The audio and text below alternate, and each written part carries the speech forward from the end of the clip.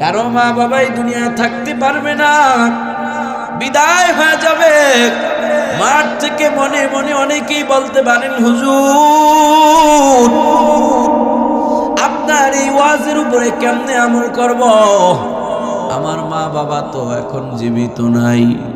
আল্লাহ যে আমার মা বাবার সাথে ভালো আচরণ করতে বলছে এই ওয়াজ আগে বুঝি নাই, জানি নাই।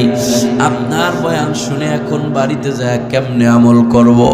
কারণ বাড়িতে আমার মা নাই, বাবা নাই, কার সাথে ভালো ব্যবহার করব? ওই অন্ধকার কবরে রাইখা আমি আমার মা বাবার সাথে কেমনে ভালো ব্যবহার করব?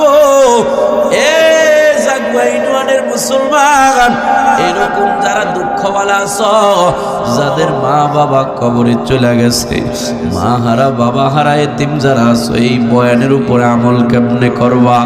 আপনাদের মতো এতিম একজন সাহাবী নবীর দরবারে যায় হাজির হয়ে গেছে। নবীর